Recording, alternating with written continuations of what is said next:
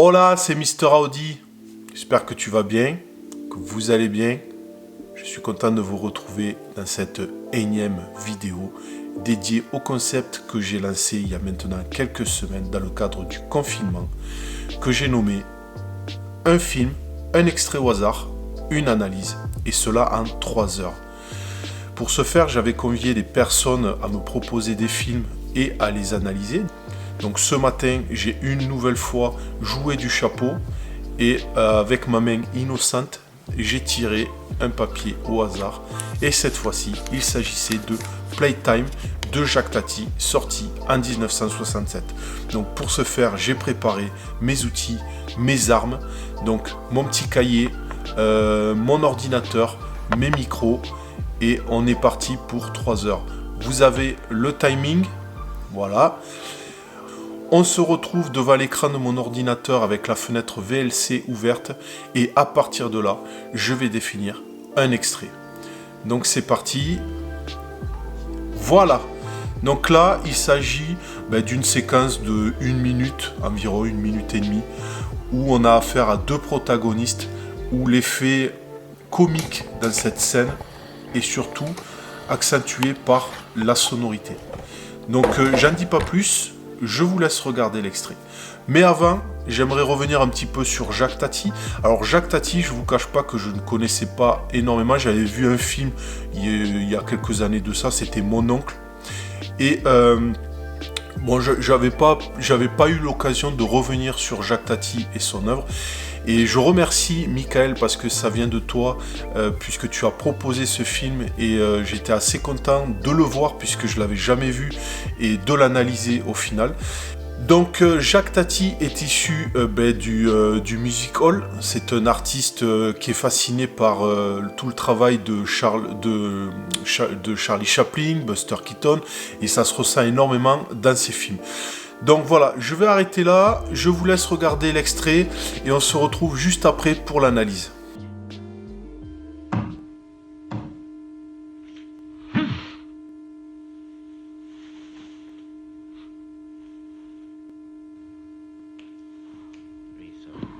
Thanks.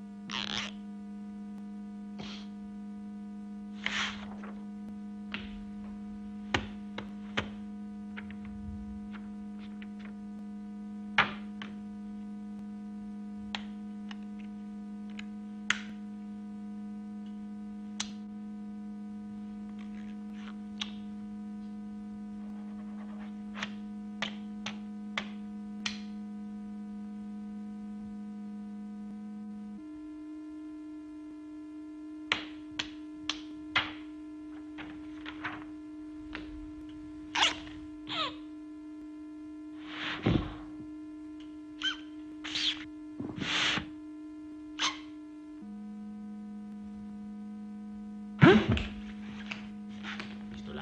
Ah.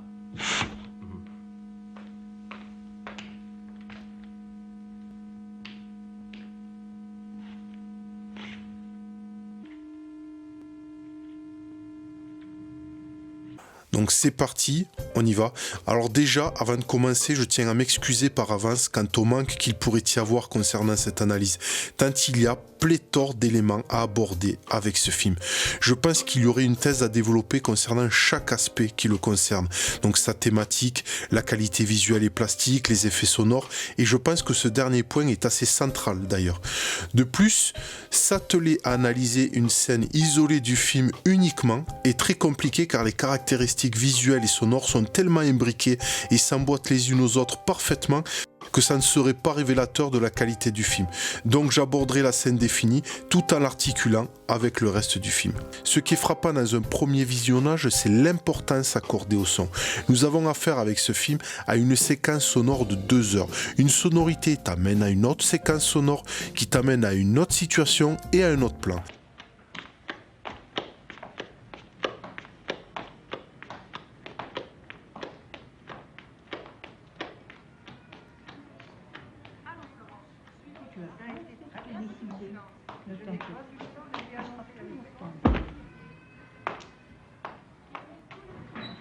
téléphone à Pierre.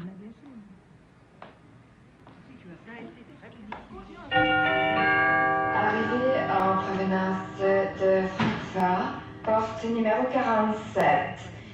Arrival from Frankfurt, Air France Flight 864.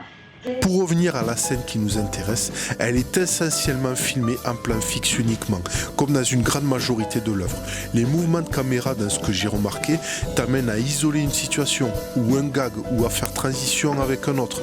En parlant de gag, le film c'est 2 heures de gag, et l'image et le son en sont complices. Ils l'accompagnent. Dans cette scène, les 2 protagonistes sont un personnage lambda qui laisse penser qu'il s'agit là d'un homme d'affaires et Monsieur Hulot, joué par Jacques Tati lui-même. Ce qu'il faut comprendre, c'est qu'il n'y a pas de personnages principaux dans ce film. Tous les figurants sont des personnages importants car ils contribuent au gag et à l'effet comique. Jacques Tati lui paraît décalé et spectateur dans le monde dans lequel il évolue. Il n'est que le fil conducteur. Cette scène n'échappe pas à cela. Le film sur le plan sonore est constitué essentiellement de bruit. Les dialogues ne sont pas clairement identifiés et participent au brouhaha global. Jacques Tati se plaît à déformer ou amplifier les sons qui seraient dans la vie insignifiants, ce qui rend le tout très humoristique et très burlesque à la manière de Chaplin ou Buster Keaton. Ce qui est fou, c'est que tu as l'impression d'avoir affaire à une chorégraphie symphonique, synchronisée avec l'image et les actions et les personnages. Cette scène en est la preuve. Regardez avec cet extrait.